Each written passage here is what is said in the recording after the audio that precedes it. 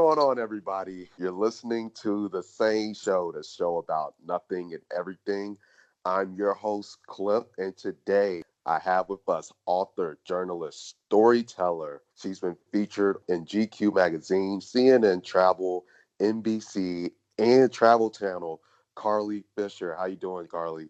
Hello, how are you doing? Good. I'm really excited to have you on the SANE Show. I've been talking about this leading up to this episode. I didn't tell you that before we started the recording, but super stoked, super excited. So I'm glad this time is here. Really quick, before I introduce the topics, I just want to go ahead and shout out to all the listeners. Thank you guys for continuing to support the SANE Show, continuing to like, share, subscribe, and get the word out there. Everybody across the world really means a lot. Thank you for the support. And if you're listening and you're not following us, be sure to check us out on Instagram and Twitter at the SANE_show. That's SANE, SANE_show on Instagram and Twitter. And then you can find us on Facebook, The SANE Show. Again, on Facebook, it's The SANE Show. So today, we're going to be talking about the art of storytelling. And then we're going to talk about writing for a major publication. Following that, we're going to have an interview with Carly so the listeners can get to learn more about you, the work that you do, and all the cool things that you have going on. So let's go ahead and kick it off. The art of storytelling. So obviously everybody knows I always have a discussion with my guests before the show. I always let them know where I'm coming from. And doing what you do, I really couldn't think of a better person to have this conversation with. And like we were talking about before the show, there's more storytelling than just having a beginning, middle, and I think about it too. I was telling you about how I listen, or how me being a podcaster, that was one of the things that I learned early on. Taking, and especially like I see the growth that I've made, and I've gone and listened to other shows. And even when I was doing the research, I was reading like this one article, and it was talking about how everything has a beginning, a middle, and an end. And just because it has a beginning, middle, and an end doesn't make it a story, or a good story at that. Like there are certain elements to stories beyond just those basic things that, because like one of the examples they were using is that a pencil has a beginning, middle, and an end. The point. I think when it comes to storytelling, you have to remember that there's multiple ways to do it, right? Like what constitutes a story? Yes, there is a beginning, middle, and end, but also sometimes stories are not consistent. Sometimes there are gaps and pauses. Sometimes there are hidden parts and things that are beneath the surface. And when it comes to telling a story, it depends on which one you actually want to tell. So if you're doing classic journalism like I do, you might have more of a utility base. Like, for instance, maybe somebody wants to know where to get a sandwich. And that's all they need to know is like this store opened and you can go there, and that's all you need to know about it. That's one story. Another one could be, how did this shop come to open? And what was the backstory behind that? And how did they toil to make this open? How did they make it into a full business? And what is their life like on the daily? That's sort of a slice of life aspect. And maybe the person who opened it, or the person who makes the bread in the back, comes in every single day, and that person has been there for 30 years, and they just make bread, the same loaf, over and over again. Or maybe they have some other story that's not at the shop at all, and that's how they made their, or how they got there and how they made a connection. I think ultimately stories exist every day, but in order to tell it, you have to ask the right questions. You have to be curious. You have to listen to people, and you have to see what they're not saying and try to get it out of them. I agree. You bring up a great point when you talk about small businesses, right? Because one of the things I mentioned to you earlier is storytelling in brands. And I'll say my top two brands, Volkswagen. I love Volkswagens. I drive a Volkswagen. And like I was talking to a friend a couple of days ago, and I'm telling him about, or I asked him, I said, what is it that when I talk about Volkswagen as a brand that makes you interested? And he's like, the passion is not just you don't talk about it like it's just a car.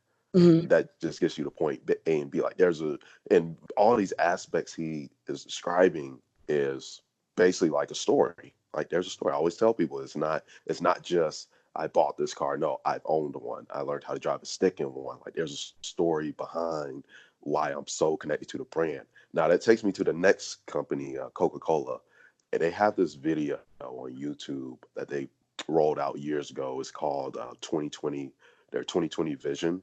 And basically it's like this content, it's this video, and it's one of those like marketing videos where they have somebody drawing, trying to give the viewer a visual of what their strategy is. Mhm. And it was like content 2020. It's such a great video, even though the plan didn't really work out like they wanted it to. The idea behind their marketing strategy, which is still seen in how they market their products today, because content marketing very big, right? And Mhm. one of the things that with content marketing is storytelling. And one of the things that they were talking about in their content 2020 strategy is okay, telling a story through our brand, through our commercials, and people being able to resonate with that. Because even when I think about today's culture of storytelling, or with people being able to connect with brands, or people being able to connect with certain music artists, or people being able to connect with certain authors, it's the story, right? Because people want to feel connected. And it's like you were saying, being able to draw on emotion, and being able to draw on whatever else it is that makes that person feel like they can relate to the story that's being told. I actually had worked in content marketing for a very long time and spearheaded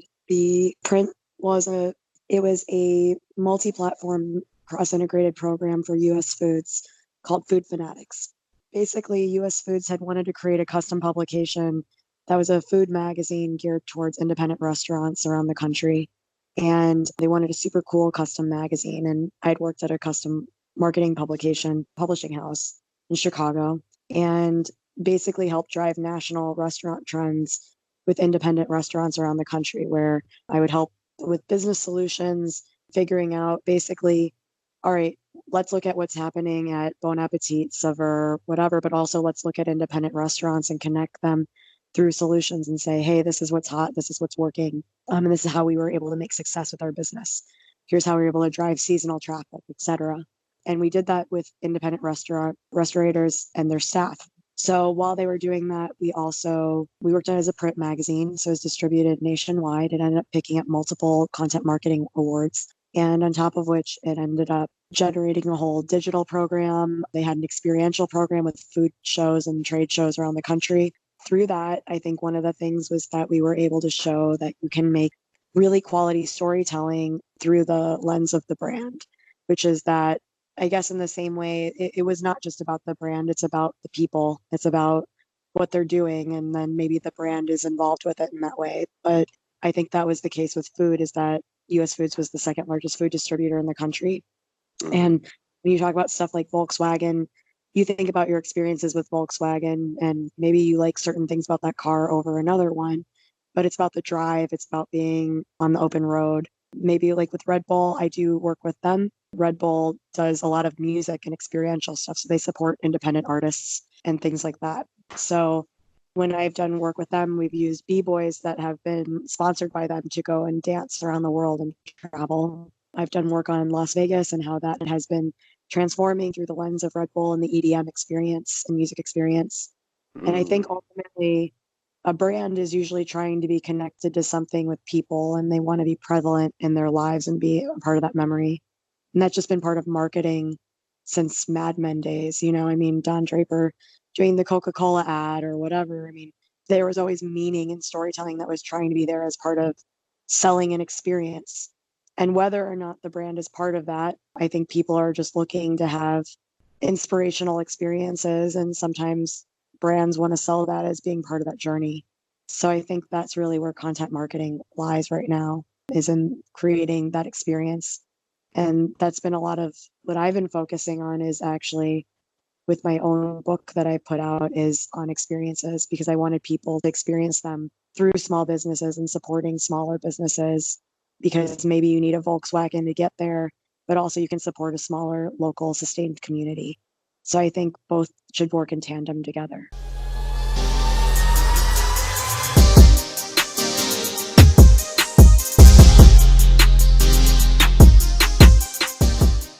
All right, now we're back. We're going to talk about writing for major publications now. And I'm really excited about this topic because you doing the work that you do, Carly.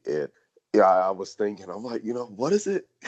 What is it like doing that work? Whether you're a freelance writer or a staff writer. I know we were trying to figure out what we were going to do with the labels, but like, what is it, just being a writer in general? Like, I was just really curious. Honestly, when I think about it, like whether I'm writing for Red Bull or whether I'm writing for GQ, like you do, I'm just. It just sounds like a lot of pressure. Working with these major brands that are well known and then having to put together an article or something, to be published for everyone to see. And then obviously, like how I'm thinking about it, whether you're on staff or not, them publishing that, I'm just thinking as a company, like that's representation for them. So I'm not even thinking about like I guess like the content, yes, but also I'm just thinking simple things like errors, right? Because at the end of the day, especially as a creative, you want to be careful about what you put out and not putting out something that people are going to look at and say, what were they thinking when they wrote this? Well, the thing is, lifestyle is basically marketing, right? So the thing is like, it's been a little difficult because I think, it's funny. If you think about traditional print models, it used to be so different. And that's the thing with media. There's so much more media now than there used to be, but the model has changed as a result of the digital footprint. So back in the day, when you had a circulation with a print model, you'd have a certain amount of magazines and you'd have a subscriber base, and you would be putting out all the content that you felt was relevant. And then you would have a space for advertisers, and that's how they'd pay in. The problem with content marketing, of course, is that they've just absorbed the whole model into making their own magazine, where it's 100% their own advertising. So as a result of that, it's created a little bit of a riff in traditional media because they're contingent on algorithms, click rates, and everything, where it's sort of devalued the written word because they're not getting as much of an ad spend anymore. So that is the double-edged sword when it comes to content marketing and traditional journalism. Is with lifestyle, it didn't really seem, you're telling people how to go spend their money, right?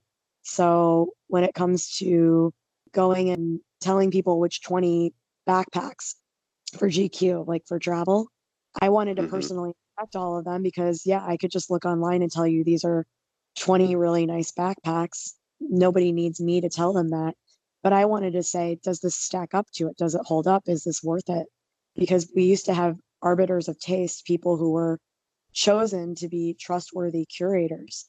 And now everyone thinks they can do it. So as a result of that, when you talk about who you can trust and who's worthy of doing it, you also say who's putting in the legwork to do it. And it's Yeah. really hard to tell with that because in a traditional newsroom model, you would have a full staff. It would be not only you'd have your publisher, but you'd have editors, managing editors, copy editors. There's a whole chain of command, fact checkers. And the thing is that as it would be passed through, there was more time. It wasn't as immediate. Now, because of the digital footprint, they're reliant on using these numbers as the circulation model. So it's different because having a circulation of 100,000, you have people who are doing a direct buy into the magazine, and then you can also make money on the profit with advertising. So it's a little strange now because when you talk about the value of the written word or content versus having an Allstate ad or an advertisement that's on a hockey game, right? One banner ad and they're paying millions of dollars for that. But to have a full article put together, it's gonna be like $200 or under. I mean, you'd be lucky if it's $200. Now it might be like $75, $50. If you get higher rates, a lot of the traditional journalists who have moved into content marketing might make some more money, but it's really just everything's kind of in flux with what these prices are and what they mean. And newsrooms are becoming obsolete, content is becoming obsolete. And as brands become entertainment producers, I also feel like that becomes dangerous territory for people not actually getting of the immediate information that was a tenet of history from the beginning of time. This is how Because journalists, you know. to me, it sounds like what's happening in journalism is that it sounds like the same thing that's happening across other forms of or other medium. Yeah, I mean, There's an influx of people coming in. It's creating a lot of noise. It's diluting I guess, the value of it. Yep. and making it harder for those. It's just like with music, right? The good Mm. it's hard to come across good artists because you have a lot of bad artists out here. It's hard to come across good writers because you have a And lot I of guess I bad was writers. also in the music industry, right? To Yeah. get off and it's a matter of what's right isn't always popular, but what's popular isn't always right. And I believe Ooh. you'll have to forgive me. I believe that that's a very famous quote, and I don't have it on me. I believe it was Franklin Roosevelt, but I could be wrong because I'm unfortunately not fact checking that on the spot with it. But it is a very popular opinion because it's things that I think everyone needs to be looking back at history. I think people need to be getting back into books. I think there is a lot of entertainment, but in order to progress the future, you have to look to the past, and that all of these things work in tandem across generations. And as things change and grow, and we have this digital footprint, I do think that the spread of ideas needs to be more defined and slow down a little bit because we're working so tirelessly and quickly to churn a profit and to make things, but communities don't need to move this fast. We need to be working on agriculture and sustainability and our earth. And we need to be working together to make things as a community together. So I want brands to be part of that journey, but as part of that, they need to be investing back into the communities that they're trying to have people buy from because I just hope that people will continue to have the spread of ideas and really creative ones that inspire them to do something different. It's very easy to follow what everyone else is doing. To change the model and do something different requires taking risks and trying something different. So I hope that whatever format that people continue to subscribe to, that they also look into creating more sustainable action that brings people together within their communities, whether it's working to build a community center or a garden or after school programming or things that get people working in tandem that isn't just on their phones and creating a digital footprint because we need to be more actively involved with people and conversations. And storytelling, by the way, can exist in that form too because community organized storytelling, group shares, these are the things that inspire people to really get back into making things happen and having people come out. And if you invest your dollars back into your community, into growing things, growing ideas, growing people, that's where I think the biggest change is going to come. Brands will always sell cars and suitcases and whatever. And I'm happy. I wanted to sell experiences to people, but I wanted people to have those experiences. So that's been my goal for 2020 is I want people to use the internet to get offline, use it as a meeting place or an idea, like to get in your Volkswagen and say, we're going to go. And I'm not even sponsored by Volkswagen. So I have no loyalty to them. Whatever your car is, I'm like, do it where you can go and meet up and have a cup of coffee and maybe craft together or make a magazine or do something with your local musicians and artists and say, hey, we're going to have a gallery night and we're going to do these things. Because honestly, if you looked in the past, these ideas have always been relevant.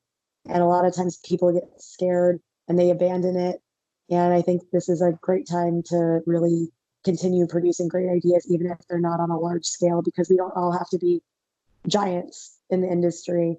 Sometimes making a zine or a podcast or just doing something is the best way to spread an idea because simply trying something is easier than not doing anything at all. It's easy to do nothing. That's So true. I think that there's a lot of really good opportunities now, even when it seems like there aren't, because if it seems like nothing is going on, start it. Go on that trip you always wanted to do, write that book you always wanted to write. The only person stopping you is you. That's true. I agree. I should know because I just wrote a book and I spent 2 years doing it and it was very difficult, but I did it. So if you want to write a book, it's like going for a run. My friend said this. I was complaining about going to the gym one day. I was like, oh God, going to the gym, it's such a hassle. I have to like get my shoes on, I have to get my stuff together, then I gotta get there and be focused on it and come back, and it ends up taking all this time. She's like, I don't know, you like running, don't you? All it seems like all you have to do is just go. And I'm like, you're right. All I have to do is literally walk outside my house and run. That's all I have to do. It doesn't That's matter what how far. stops most people is the Yeah, first step. yeah. Is taking the It's first step.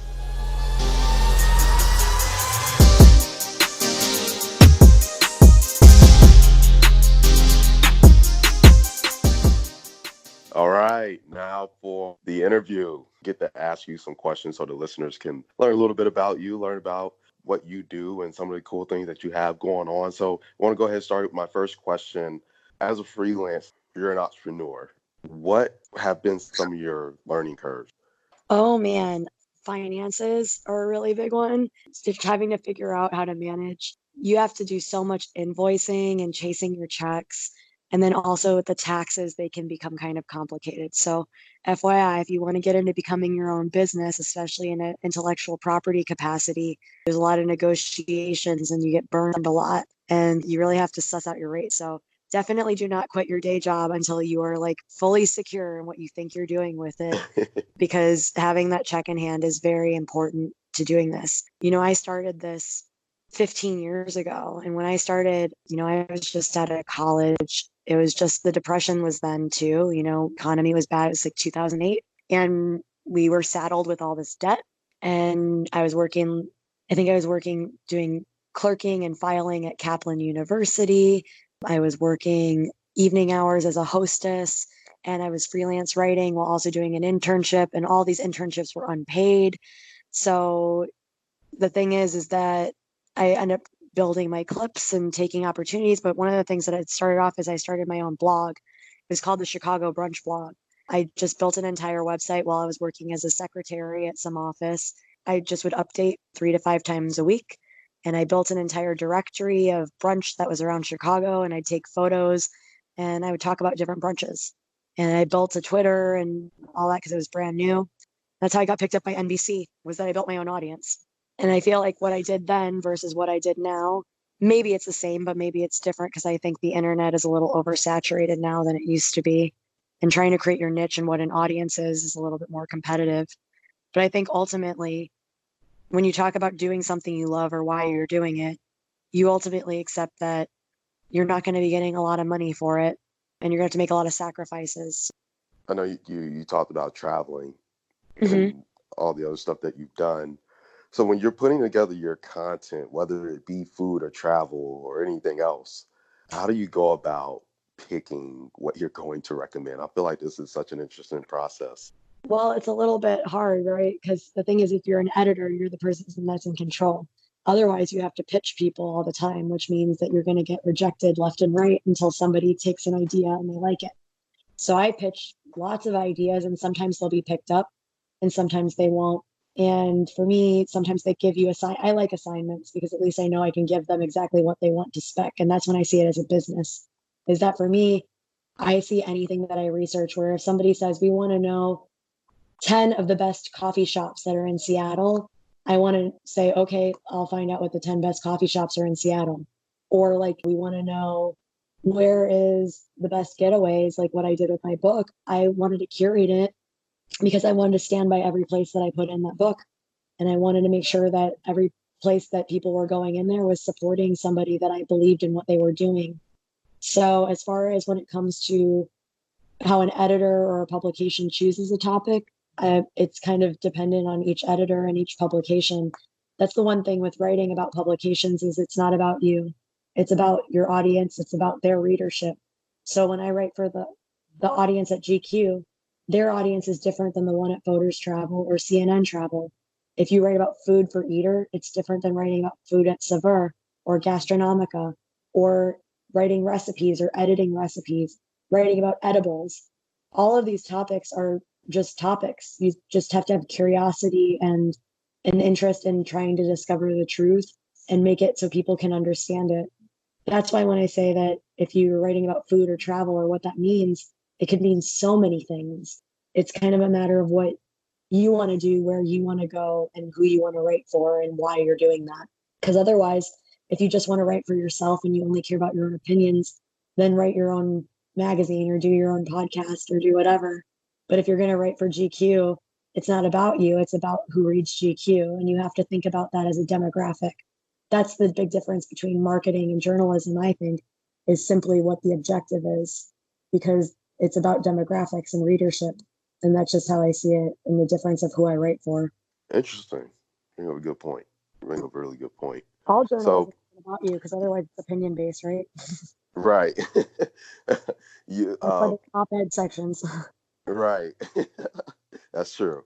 You touched on this a little bit earlier. and also in the previous responses. But you're releasing a book soon, Easy Weekend Getaways to the Hudson Valley and Catskills, Short Breaks from New York City. Can you tell the listeners what to expect from that? It sounds really exciting too. First of all, I am so excited about Hudson Valley and the Catskills. Like, I cannot wait for this book to come out. It's already number one Catskills travel pre-sale guides on the Amazon. So I'm very happy about that. And I think it'll probably do well in Hudson Valley too. At least I'm hoping so, especially as viewer support like you. But the thing is that I took on this project not really knowing what I was getting into. And I didn't realize how big the region is. But Hudson Valley and the Catskills are two super prolific, age-old regions that have a storied history really attached to the early roots of American history, even in terms of art and culture and agriculture, everything. So wherever you go there, there's something new happening, but you're around so much history. And I love that, especially about the East Coast. I have to say, I mean, the West Coast is fine, but I love the history of the East Coast, you know? I think it feels really connected there in a really beautiful way. Mm-hmm. And I love that because New York City is it's always been connected to Hudson Valley and the Catskills. It was a huge travel center for commerce. So along the Hudson River, there's these grand estates from Lyndhurst and the Rockefellers and the Roosevelts.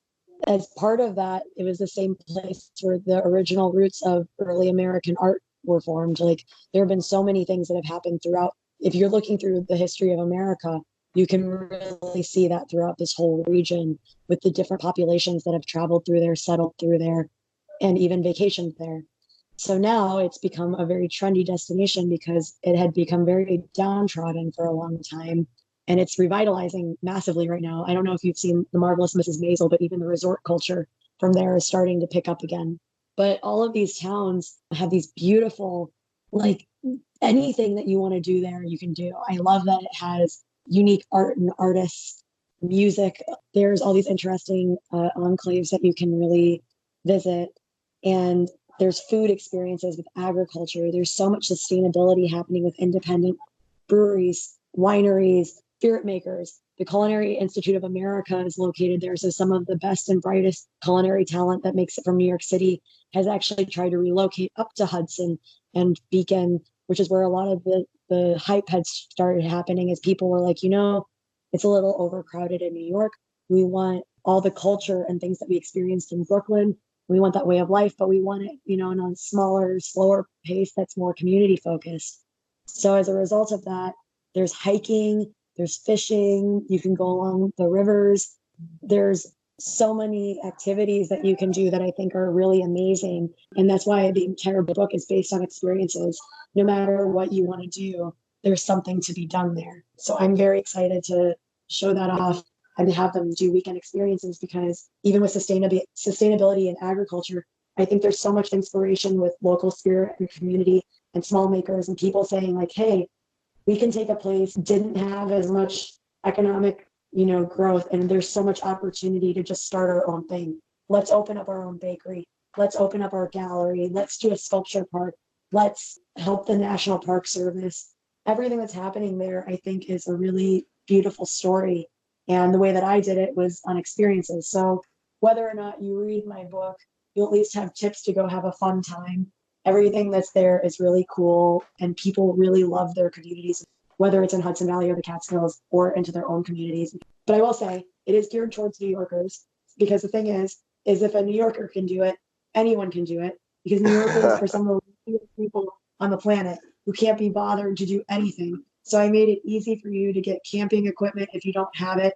If you need to get there without a car, there's ways that you can rent it with Zipcar or other things, taking the train or whatever, because I felt like if a New Yorker could do it, anyone could do it. So that's where I see a lot of the most interesting things that are going to be happening in the country right now in terms of food, culture, art, all of that is going to be getting a lot of attention there. It's definitely a place to watch. And I should know this because I have done the food and restaurant and travel trends for 15 years for the national industry. And I think Hudson Valley and the Catskills are one of the most exciting places on the planet. And when does that come out?